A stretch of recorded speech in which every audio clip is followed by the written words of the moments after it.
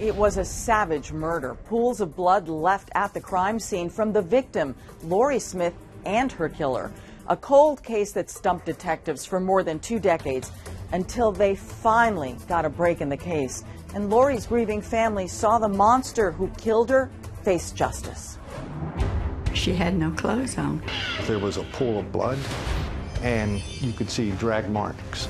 She was in the fight for her life.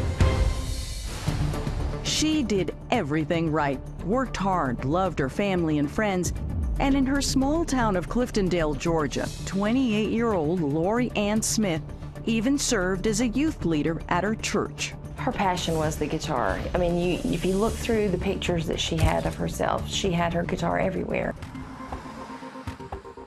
After college, Lorrie moved next door to her parents in rural Georgia.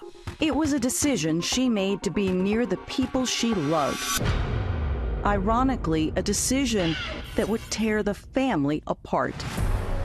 She was only a few hundred feet away the last time Lorrie's mom spoke to her. She says, "I'm very tired. They camped out the night before." Sometime later, something horrifying happened in the house on the other side of the yard. I went, knocked on the door with no answer. And I opened the door and she was laying in a puddle of blood in the middle of the floor. The worst moment of my life. It was a nightmare of the worst kind. I picked up the phone and I called 911. We believe this door is the door that the assailant entered the home. We found blood on these steps. She was fully unclothed. She was not going to open the door for anybody without clothing on. After that, she desperately fought for her life. We could tell that there was a very significant struggle. We had lamps turned over. We had sheeting pulled off the bed.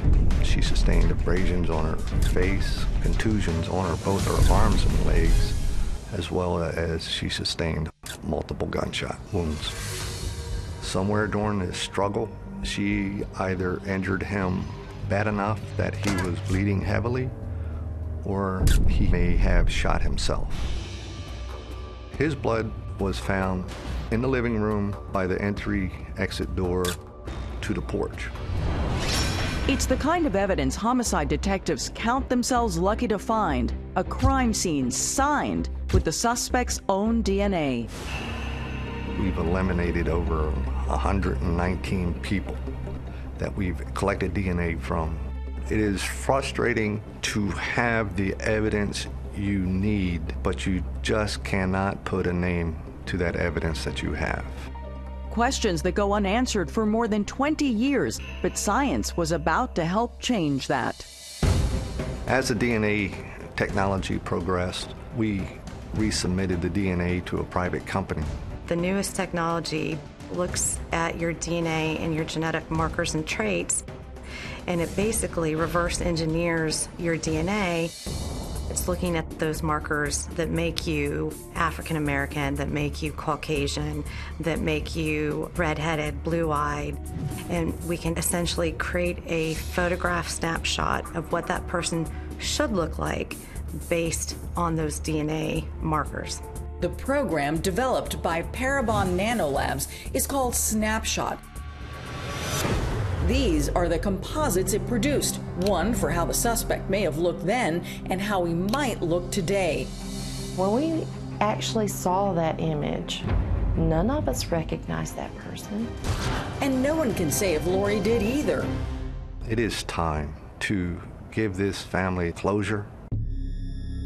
After more than 2 decades, closure would finally come, using the same technology that caught the Golden State Killer, known as familial DNA.